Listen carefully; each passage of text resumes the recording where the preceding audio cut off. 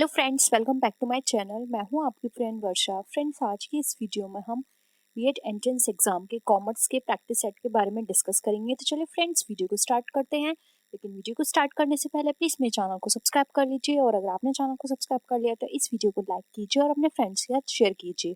चलिए फ्रेंड्स, आज की इस वीडियो को स्टार्ट करते हैं। क्वेश्चन है, important objective of statical analysis is to get dash that describes the characteristics of the entire data. यानी कि फ्रेंड्स, स्टैटिस्टिकल एनालिसिस जब हम करते हैं तो उसका जो इंपॉर्टेंट ऑब्जेक्टिव होता है वो क्या फाइंड आउट करना होता है, जिससे कि हम जो भी हमारा एंटायर डेटा है वो उसकी करेक्टरिस्टिक्स को डिस्क्राइब करें। ऑप्शंस हैं single value, average value, central value या फिर ऑल ऑफ दी अबव। तो फ्रेंड्स, स्टैटिस्टिकल एनालिसिस करते हैं तो उसके अंदर हम फाइंड आउट करते हैं सिंगल वैल्यू, एवरेज वैल्यू और सेंट्रल टेंडेंसी। ये तीनों चीज को ही हम एनालिसिस करते हैं। तो इसका जो हमारा राइट आंसर है वो है ऑप्शन 4। नेक्स्ट है पोजिशनल एवरेज आर, यानी कि पोजिशनल एवरेज क्या है। तो फ्रेंड्स, इससे पहले मैंने अपने इंपॉर्टेंट बेस्ट कुछ टॉपिक्स लिए थे, पॉइंट्स लिए थे, जिसमें मैंने आपको ये सारी चीज़ें एक्सप्लेन की थी।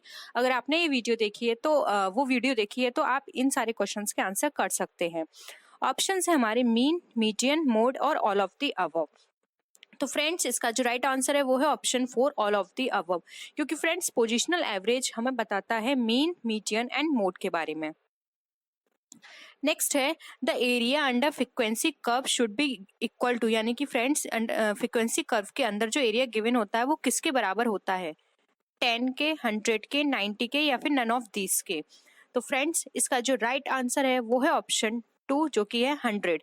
फ्रीक्वेंसी कर्व में हमारा जो भी डेटा गिवन होता है या एरिया जो होता है वो 100 के इक्वल होता है। नेक्स्ट है हमारा fourth question, which of the following is not a mathematical average, यानी कि इसमें से कौन सा हमारा मैथमेटिकल एवरेज नहीं है। ऑप्शंस है median, arithmetic mean, geometric mean या फिर हार्मोनिक मीन। तो फ्रेंड्स, इसका जो हमारा राइट आंसर है वो है ऑप्शन 2। मैथमेटिकल एवरेज हमारी अर्थमेटिक, ज्योग्रामेटिक और हार्मोनिक कहलाते हैं। मीडियन हमारा पोजिशनल एवरेज कहलाता है। नेक्स्ट है range limit can be expressed है, यानी कि फ्रेंड्स, जो रेंज की लिमिट है वो किससे एक्सप्रेस की जाती है। R equals to 1 L minus S. Friends, ये L है, L प्लस एस, यानी कि हमारा जो रेंज है हमारी लेंथ प्लस जो S होती है उस पे बताती है, या फिर कि L प्लस एस अपॉन 2 होती है, या फिर L माइनस एस होती है, या फिर नन ऑफ दीज होती है। तो फ्रेंड्स, रेंज की जो लिमिट होती है वो हमें बताती है लार्ज वैल्यू, अब माइनस करके हम उसमें स्मॉल वैल्यू करते हैं। तो यहाँ पे ऑप्शन हमारा थर्ड होगा, क्योंकि आर की रेंज लिमिट हम जब भी डिफाइन करते हैं तो उसमें हम बताते हैं लार्ज वैल्यू को, जो हम माइनस करते हैं स्मॉल वैल्यू में, तो हमारे पास जो भी डेटा निकल कर आता है वो हमारी रेंज कहलाती है। नेक्स्ट क्वेश्चन है, which of the following is the tool of measure of the variations of items, यानी कि जब हम आइटम्स की किसी वेरिएशन को मेजर करते हैं तो वहाँ पे कौन सा टूल यूज करते हैं, मीन, मीडियन, मोड या फिर डिस्पर्जन। तो फ्रेंड्स, इसका जो हमारा राइट आंसर है वो है ऑप्शन 4। जब हम किसी भी आइटम में वेरिएशन को मेजर करते हैं तो वहाँ पर हम डिस्पर्जन यूज करते हैं। नेक्स्ट है which of the following statistical measure is based on all the observations, यानी कि ऐसा कौन सा स्टैटिस्टिकल मेजर है जो कि सभी ऑब्जर्वेशंस के ऊपर बेस्ड होता है, हार्मोनिक मीन, रेंज, मोड या फिर नन ऑफ दीज। तो फ्रेंड्स, इसका जो राइट आंसर है वो है हमारा हार्मोनिक मीन। हार्मोनिक मीन होता है हमारा जो कि सभी तरह के ऑब्जर्वेशंस पे बेस्ड होता है।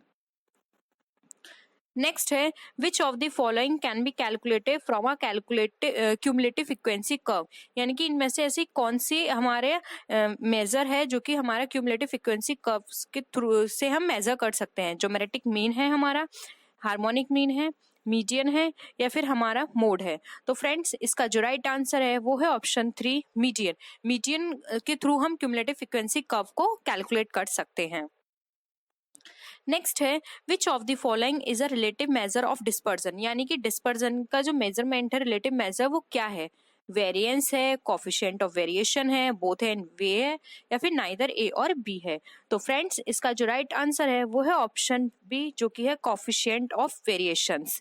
रिलेटिव मेजर ऑफ डिस्पर्जन कहलाता है ये। नेक्स्ट क्वेश्चन है अ class that allows either the upper or lower and of a cumulative quantitative classification to dash is called open ended class। यानी कि फ्रेंड्स ओपन एंडेड क्लास के अंदर हम यहाँ पर किस तरह की हमारी क्यूमुलेटिव फ्रीक्वेंसी या फिर जो हम क्वालिटेटिव क्लासिफिकेशन होता है अपर और लोअर का, वो किस तरह से यहाँ पे अलाउ किया जाता है, लिमिटेड, लिमिटलेस, फाइनाइट या फिर नन ऑफ दीज। तो फ्रेंड्स यहाँ पर जो अलाउ किया जाता है वो होता है हमारा लिमिटलेस। लिमिटलेस यहाँ पर हमारे क्वालिटेटिव क्लासिफिकेशंस होते हैं अपर और लोअर लिमिट के, जो कि हमारे ओपन एंडेड सीरीज में गिवन होते हैं। नेक्स्ट है arithmetic mean and harmonic mean includes all the values of the data set in its calculation. यानी कि फ्रेंड्स अर्थमेटिक और हार्मोनिक मीन के अंदर हमारी जो भी डेटा सेट की जो वैल्यू गिवन होती हैं और उसके अंदर जो कैलकुलेशंस होती हैं, क्या वो उसके थ्रू वहाँ पर पूरा डेटा जो होता है वो इंटरप्रेट किया जाता है। तो इसका है ट्रू है, फॉल्स है, ये पार्शली ट्रू है या फिर नन ऑफ दीज है। तो फ्रेंड्स जो भी हमारी अर्थमेटिक और हार्मोनिक मीन के अंदर जो भी सभी तरह के डेटा इंक्लूड्स होते हैं उसकी कैलकुलेशंस में, तो ये बात ट्रू है क्योंकि उसके अंदर उसकी कैलकुलेशंस में सभी तरह के डेटा को वहाँ पे इंक्लूड किया जाता है। नेक्स्ट है इंडिविजुअल सीरीज मीन्स, यानी कि जो इंडिविजुअल सीरीज होती है उसका क्या मतलब होता है। ऑप्शंस हैं when items are categorised singularly और नॉट इन ग्रुप्स, यानी कि जहाँ पे आइटम्स जो होते हैं हमारे वो सिंगुलरली कैटेगराइज किए जाते हैं, ग्रुप्स में गिवन नहीं होते हैं। या फिर where items are categorise quantitatively, यानी कि यहाँ पर हमारे आइटम्स क्वांटिटेटिवली कैटेगराइज किए जाते हैं। या फिर where items are categorised in group showing definite breaks from one point to another, यानी कि जहां पर हमारी जो आइटम्स होते हैं वो ग्रुप्स में कैटेगराइज होते हैं और एक पॉइंट से दूसरे पॉइंट के लिए वो ब्रेक होते हैं। या फिर ऑल ऑफ द अबव। तो फ्रेंड्स इंडिविजुअल सीरीज की यहाँ पर हम बात करते हैं, तो इंडिविजुअल सीरीज के अंदर जो हमारे आइटम्स गिवन होते हैं वो सिंगुलरली होते हैं, नॉट इन ग्रुप। तो हमारा ऑप्शन 1 जो है यहाँ पे राइट आंसर है। नेक्स्ट है a measure of central tendency means, यानी कि जो सेंट्रल टेंडेंसी का क्या मतलब होता है। ये ऑप्शन है हमारे an average of a distribution, यानी डिस्ट्रीब्यूशन का एक एवरेज है सेंट्रल टेंडेंसी। या फिर a single figure which can be regarded as a representative of the whole distribution, यानी कि एक सिंगल फिगर जो कि रिप्रेजेंट करती है होल डिस्ट्रीब्यूशन को। या फिर representative of a set of data है ये, या फिर ऑल ऑफ द अबव है ये। तो फ्रेंड्स अगर हम सेंट्रल टेंडेंसी के मेजरमेंट की बात करते हैं तो यहाँ पे हमारे ऑप्शंस ये ऑल करेक्ट है। तो यहाँ पे हमारा ऑप्शन 4 राइट होगा, क्योंकि सेंट्रल टेंडेंसी हमारा डिस्ट्रीब्यूशन का एवरेज भी बताता है और ये हमारा होल डिस्ट्रीब्यूशन को रिप्रेजेंट भी करता है और ये हमारा सेट ऑफ डेटा को रिप्रेजेंटेटिव भी होता है। तो सेंट्रल टेंडेंसी हमारा जो मेजरमेंट है उसके लिए ये ऑल ऑप्शंस जो है वो करेक्ट है। नेक्स्ट एंड लास्ट क्वेश्चन है आज की हमारी इस वीडियो का, weighted average are considered when. जो वेटेड एवरेज होता है वो कंसिडर किया जाता है जब the data is not classified, जब डेटा क्लासिफाइड नहीं होता है। The data put in the form of group frequency distribution, यानी कि डेटा हमारा ग्रुप फ्रीक्वेंसी डिस्ट्रीब्यूशन में पुट किया जाता है। या फिर all the observations are not of equal importance, यानी कि जो सभी ऑब्जर्वेशंस हैं वो इक्वल इंपॉर्टेंस उनको नहीं दी जाती है। या फिर बोथ ए एंड सी। तो फ्रेंड्स अगर हम वेटेड एवरेज की बात करते हैं तो वो हमारा कंसिडर किया जाता है जब हमारा डेटा क्लासिफाइड नहीं होता है तब, और जब हमारे ऑब्जर्वेशन इक्वल इंपॉर्टेंस की नहीं होती हैं तब वहाँ पे वेटेड एवरेज को कंसिडर करते हैं। तो फ्रेंड्स यहाँ पे हमारा ऑप्शन 4 करेक्ट है, जो कि है हमारा both A and B. Countries who are eligible for both IDA assistance due to low per capita income and credit worthy the for some IBRD borrowings are called। यानी कि फ्रेंड्स हमें इसमें बताना है कि ऐसी कंट्रीज जो कि एलिजिबल हैं IDA असिस्टेंस के लिए, जिनकी लो पर कैपिटा इनकम है और क्रेडिट वर्दी है, और साथ में कुछ IBRD बोरिंग्स के लिए जो एलिजिबल होती हैं कि वो IDA से भी ले सकती हैं लोन और IBRD से भी ले सकती हैं, वो किस तरह की कंट्रीज कहलाती हैं। कंडीशनल बोरोवर्स कहलाती हैं, ब्लैंड बोरोवर्स कहलाती हैं, पार्टिसिपेटिंग बोरोवर्स कहलाती हैं, नन ऑफ दीज। तो फ्रेंड्स ऐसी कंट्रीज जो IDA और IBRD दोनों से असिस्टेंस ले सकती हैं वो कहलाती हैं ब्लैंड बोरोवर्स। तो हमारा ऑप्शन नंबर बी यहाँ पे करेक्ट है। नेक्स्ट क्वेश्चन पे आते हैं, which conference gave word to the IMF, जो कि फ्रेंड्स बहुत ही इजी क्वेश्चन है। ये क्वेश्चन हर बार एग्जाम में पूछा जाता है कि ऐसी कौन सी कॉन्फ्रेंस है जिसने IMF को वर्थ दिया था। Britain would conference, agency of United Nations, Uruguay round conference या नन ऑफ द अबव। तो फ्रेंड्स यहाँ पर जो इसका राइट आंसर है वो है option A, Britain would conference. Friends यहाँ पे जो उरुग्वे राउंड है इसने दिया था जन्म WTO को। ठीक है। और जो ब्रिटेन वुड से जो बर्थ हुआ था वो थी IMF यानी International Monetary Fund. Next question पे आते हैं, which of the following is are not the objective of IMF। हमें बताना है कि इसमें से कौन सा ऑब्जेक्टिव नहीं है IMF का। Removal of disparities in international payment, second imposition of trade tariffs, imposition of exchange control, या फिर बोथ B and C। तो हमें बताना है कि कौन सा इसका ऑब्जेक्टिव नहीं है। तो फ्रेंड्स यहाँ पे ऑप्शन नंबर ए दे रखा है कि रिमूवल करना डिस्पैरिटीज को जो भी इंटरनेशनल पेमेंट में आ रहे हैं। तो फ्रेंड्स ये तो इसका ऑब्जेक्टिव है, जबकि इसका जो ऑब्जेक्टिव है imposition of trade and tariffs ये इसका ऑब्जेक्टिव नहीं है, और ना ही इसका एक्सचेंज कंट्रोल इम्पोज करना ये इसका ऑब्जेक्टिव है। तो फ्रेंड्स यहाँ पर जो इसका राइट आंसर है वो है ऑप्शन डी, जो कि है बोथ B and C। ये दोनों इसके ऑब्जेक्टिव नहीं है। नेक्स्ट क्वेश्चन पे आते हैं, which country can take the membership of IMF, यानी कि जो ऐसी कौन सी कंट्री है जो कि IMF की मेंबरशिप ले सकती है। डेवलप्ड कंट्री ले सकती है, developing country, under developed countries, या फिर any country who follow the rule of IMF। तो फ्रेंड्स यहाँ पर किसी भी कंपनी को डेवलप्ड, अनडेवलप्ड या फिर डेवलपिंग होने से यहाँ फर्क नहीं पड़ता। कोई भी कंट्री यहाँ पे इसकी मेंबर बन सकती है, लेकिन बस उसको क्या है कि उसको जो IMF के रूल्स हैं उसको फॉलो करना पड़ेगा। तो यहाँ पे इसका राइट आंसर है डी। नेक्स्ट क्वेश्चन है, who is the highest officer of IMF, यानी कि IMF का जो हाईएस्ट ऑफिसर है वो कौन होता है। Board of governors, alternate governor, executive director, या फिर नन ऑफ द अबव। तो फ्रेंड्स IMF का जो हाईएस्ट ऑफिसर होता है वो बोला जाता है बोर्ड ऑफ गवर्नर्स। ऑप्शन यहाँ पे हमारा 1 करेक्ट है। नेक्स्ट आते हैं, IMF स्टार्टेड इट्स ऑपरेशन, यानी कि IMF ने अपना ऑपरेशन कब स्टार्ट किया था। 1946, 1947, 1959, या फिर नन ऑफ दीज। तो फ्रेंड्स IMF जो इस्टेब्लिश हुई थी वो हुई थी 1946 में, और इसने अपना ऑपरेशन स्टार्ट किया था 1947 में। तो यहाँ ऑप्शन बी हमारा करेक्ट है।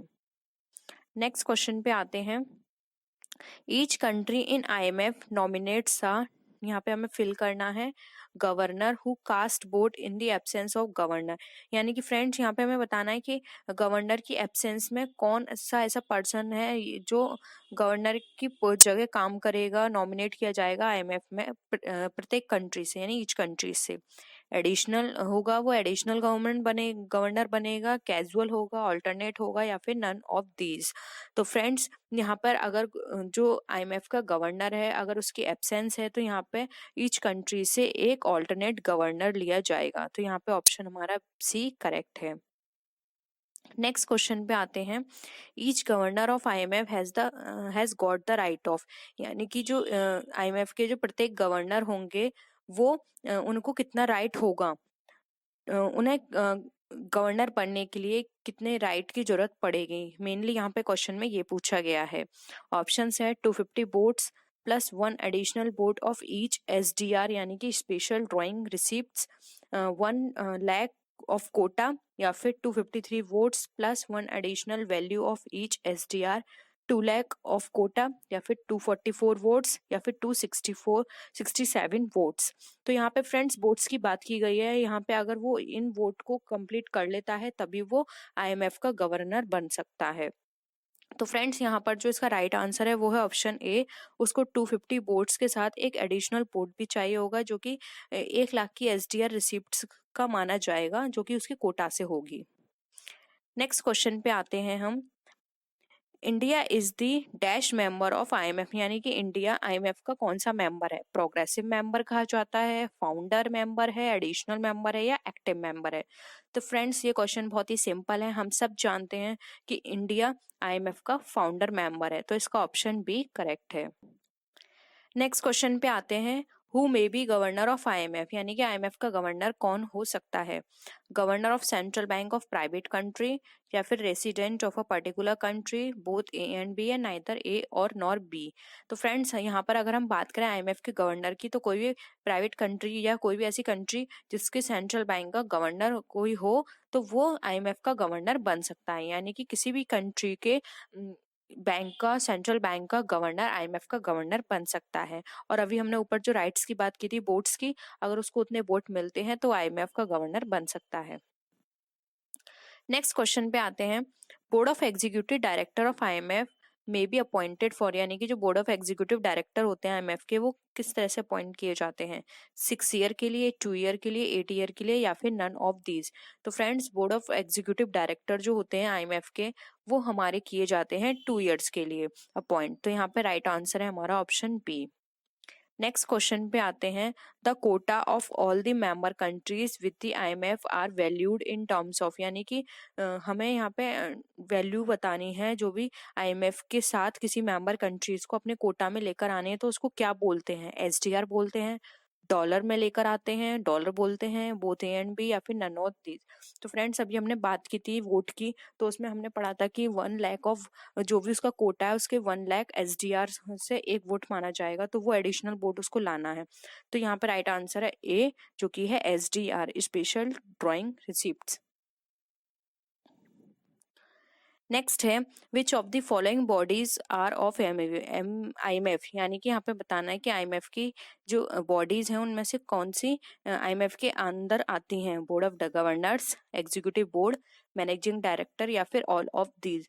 तो यहाँ पे हम बात करें फ्रेंड्स, आईएमएफ की फॉलोइंग बॉडीज में से कौन सी बॉडीज आईएमएफ के अंदर कंसल्ट की जाती है, तो वो की जाती है बोर्ड ऑफ गवर्नर्स की। तो आईएमएफ की जो फॉलोइंग बॉडीज में यहाँ पर जो ऑप्शन है हमारा उस क्वेश्चन का, वो है option A, board of governors. Next question पे आते हैं, World Bank provide loans to the member country, यानी कि जो वर्ल्ड बैंक मेंबर कंट्री को लोन प्रोवाइड करता है वो किस तरह से प्रोवाइड करता है, फ्रॉम ओन फंड्स, यानी कि खुद के फंड से, फ्रॉम बोरोइंग्स, बोरो करके, बाय गारंटी, गारंटी करके, या फिर ऑल ऑफ दीज। तो फ्रेंड्स, यहाँ पर हम वर्ल्ड बैंक की बात करें तो वर्ल्ड बैंक अपने मेंबर को कभी भी लोन प्रोवाइड करती है, तो उसके ये सारे ऑप्शंस करेक्ट हैं। यहाँ पे ऑप्शन डी हमारा राइट है, ऑल ऑफ दीज। वो ओन फंड से भी दे सकती है, बोरो करके भी दे सकती है, और गारंटी भी, आपने कहीं से लोन लिया है तो वो आपके लिए वहां पे गारंटी भी दे सकती है। नेक्स्ट क्वेश्चन है, the World Bank is the short name given for, यानी कि जो वर्ल्ड बैंक है उसका शॉर्ट नेम किस किस बैंक के लिए दिया गया है, short name world bank, IMF के लिए, आईबीआरडी के लिए, आईएफसी के लिए, या फिर एडीबी के लिए। तो फ्रेंड्स, हम जब सब जानते हैं कि इसका जो राइट आंसर है वो है ऑप्शन बी, आईबीआरडी, यानी कि international bank for reconstruction and development का शॉर्ट नेम है वर्ल्ड बैंक। आईएमएफ का फुल फॉर्म होता है इंटरनेशनल मॉनेटरी फंड, आईएफसी का होता है इंटरनेशनल फाइनेंशियल कॉर्पोरेशन, एडीबी होता है, यहाँ पर एडीबी का फुल फॉर्म है एशियन डेवलपमेंट बैंक। तो फ्रेंड्स, यहाँ पर ये सारी चीजें थी, लेकिन इसका जो ऑप्शन करेक्ट है वो है option B, IBRD. Next question पे आते हैं, the World Bank is formed as, यानी कि जो वर्ल्ड बैंक है वो फॉर्म्ड होता है आईएमएफ की कौन सी बॉडी, किस बॉडी से, सप्लीमेंट्री बॉडी कही जाती है, कॉम्प्लीमेंट्री, लीगल, या नन ऑफ दीज। तो फ्रेंड्स, आईएमएफ और वर्ल्ड बैंक जो दोनों फॉर्म हुए तो ये एक दूसरे की सप्लीमेंट्री बॉडी कही जाते हैं। तो इसका राइट आंसर है A, supplementary body. Next question पे आते हैं, the World Bank begin its operation in, World Bank ने अपना ऑपरेशन कब स्टार्ट किया था, जून 1950, जून 1946, जुलाई 1944, या अगस्त 1950। तो फ्रेंड्स, वर्ल्ड बैंक ने जो अपना ऑपरेशन स्टार्ट किया था वो किया था जून 1946 में। नेक्स्ट क्वेश्चन पे आते हैं, objective of World bank does not include, यानी कि जो वर्ल्ड बैंक का जो ऑब्जेक्टिव है वो कहाँ इंक्लूड नहीं किया जाता है, क्या इसमें इंक्लूड नहीं करते हैं, assistance in the reconstruction of member country, यानी कि मेंबर कंट्री के रिकंस्ट्रक्शन के लिए असिस्टेंट देना, या फिर supplement private investment by its own loans and finance, यानी कि सप्लीमेंट प्राइवेट इन्वेस्टमेंट को लोन और फाइनेंस के द्वारा देना, या फिर short term assistance to member country, यानी कि शॉर्ट टर्म असिस्टेंस देना मेंबर कंट्रीज को, या फिर encourage long term balanced growth of international trade, यानी कि जो लॉन्ग टर्म बैलेंस्ड ग्रोथ के लिए इंटरनेशनल को ट्रेड है उसको एनकरेज करना लॉन्ग टर्म बैलेंस्ड ग्रोथ करने के लिए। तो फ्रेंड्स, यहाँ पर अगर हम वर्ल्ड बैंक की बात करें तो यहाँ पे ऑप्शन सी हमारा करेक्ट है, वर्ल्ड बैंक कभी भी short term assistance member countries को प्रोवाइड नहीं करती है, ये लॉन्ग टर्म लोन प्रोवाइड करती है। तो यहाँ पे ऑप्शन सी हमारा करेक्ट है।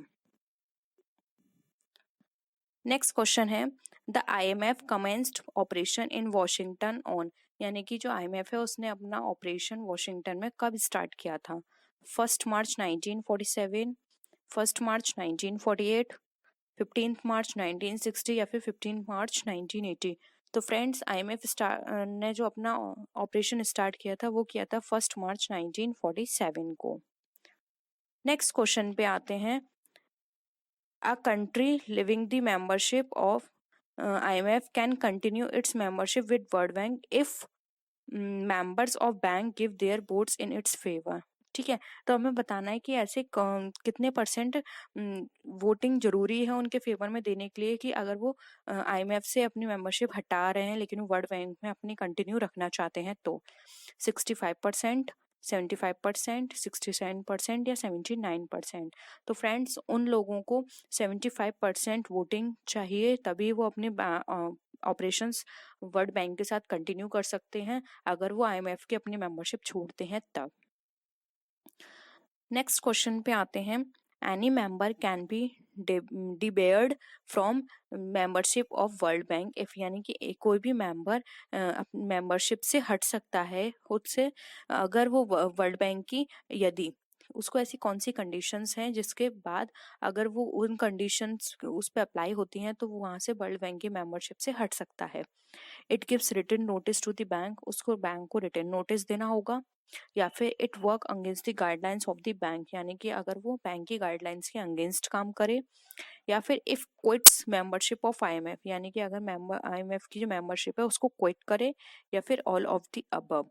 तो फ्रेंड्स यहाँ पे हमें बताना है। तो फ्रेंड्स अगर हम देखें तो यहाँ पर रिटन नोटिस देगा तब भी वो माना जाएगा, अगेंस्ट काम करेगा तब भी माना जाएगा। लेकिन यहाँ पे ये ऑप्शन जो है थर्ड, ये यहाँ पे इन्होंने अधूरा दे रखा है। यहाँ पे दे रखा है कि it quits membership of IMF। ठीक है, तो यहाँ पे अगर ये भी लिखा होता कि उसको 75% वोटिंग राइट नहीं मिल रही है तब।